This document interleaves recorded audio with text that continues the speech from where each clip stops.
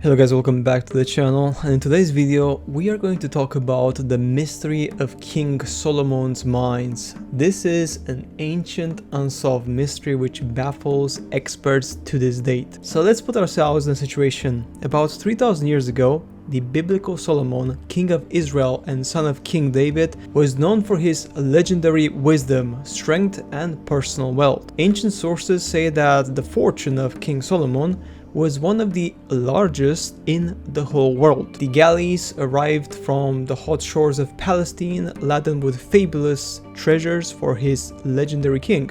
As the ranks of rowers glided their ships into the harbor, the slaves rushed to the wharf to unload the precious cargo such as silver, fragant wine, ivory, and of course, very important, gold. This was the most valuable important piece of material you would call for King Solomon according to the Old Testament. Now, his drinking cups were made of gold and had 300 golden shields.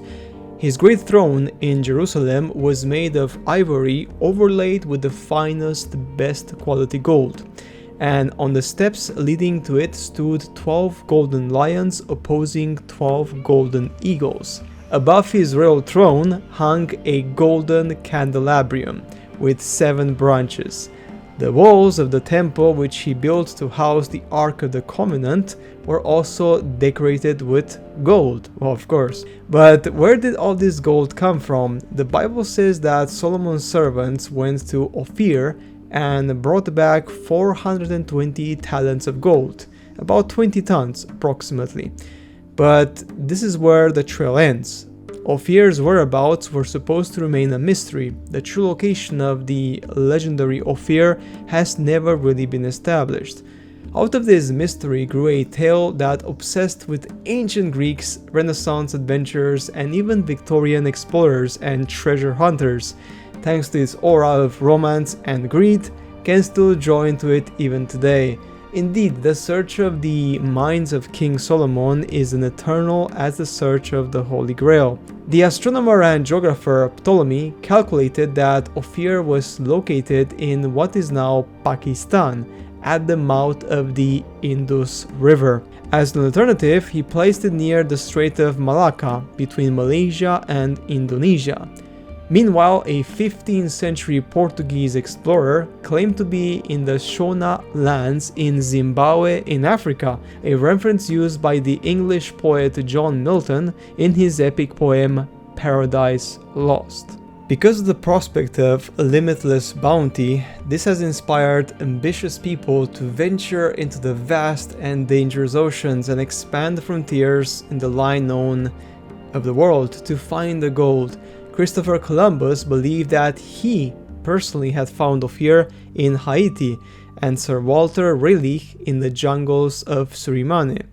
In 1568, a Spanish captain discovered an archipelago in the Pacific Ocean, named them the Solomon Islands because he considered them to be Ophir. A little over a century ago, Victorians were fascinated by the tales of the British grit ancient curses, African warriors, and black magic, laced with the glitter of diamonds and gold. While Solomon's famous wealth is ancient history, the popular craze for finding a piece of his fantastic fortune came much later. The idea of the mines full of riches was first actually introduced in the late 19th century by author H. Rider Haggard in his blockbuster adventure King Solomon Mines, the publication in which coincided with a boom in archaeological discoveries of ancient sites in the Middle East and of course in Africa as well. Almost half a century later, Nelson Gluck, an American rabbi and archaeologist, made headlines when he announced that he had discovered the Solomon mines in the Great Rift Valley near the modern-day Israel-Jordan border. However, these mines were not filled with gold. They were vast copper smelters, which Gluck claimed that they were the true source of Solomon's wealth. However, unable to link the archaeological evidence to the biblical accounts, modern historians soon began to question Solomon Gluck's connection to copper production in the region. For the past few decades, it has been generally accepted that the ancient Egyptians built most of the mines in the region in the 13th century BC, a theory supported by the discovery of an Egyptian temple in the complex in 1969. In the year 2008, researchers uncovered a mining site in the neighboring Jordan, which archaeological sites suggest became active about 300 years later, previously thought to be during the 10th century BC.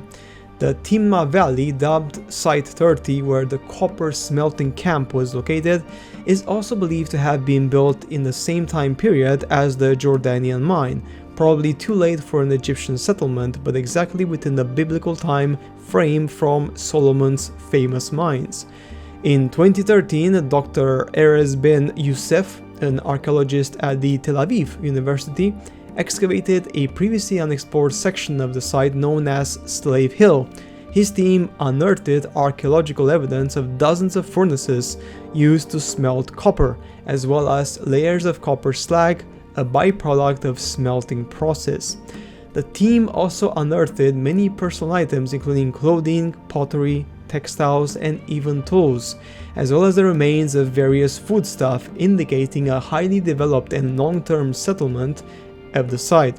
About a dozen artifacts from Slave Hill, including dates of olive pits, were sent to Oxford University for radiocarbon dating, which confirmed their age to be 10th century BC, bolstering their belief that these monuments were not Egyptian. It is hoped that these latest discoveries will help convince the archaeological community that the Egyptians built and controlled important copper smelting centers in the region are unlikely, but the researchers stressed that although these sites back in the time of the legendary King Solomon are on the same time frame, there is no evidence of what exactly he or his Israelite tribe built the mines for.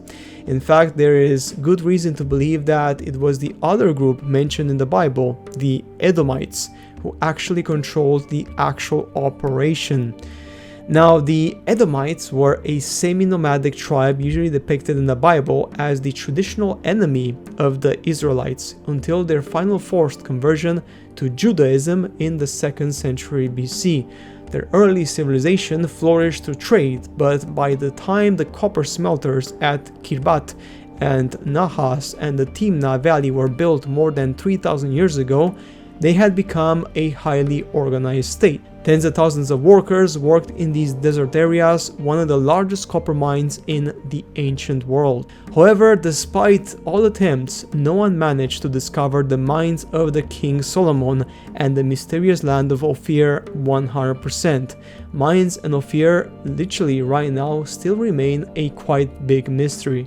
This indicates that we don't know, even as of yet, if the copper mines were used for the building of the wealth of King Solomon, or was it actually the secret Ophir mines which Solomon used to basically build his whole wealth. Okay guys, so that's it for today's video. As always, make sure to subscribe to the channel and turn on the notification button because it really supports the channel massively, and I shall see you later in the next upload.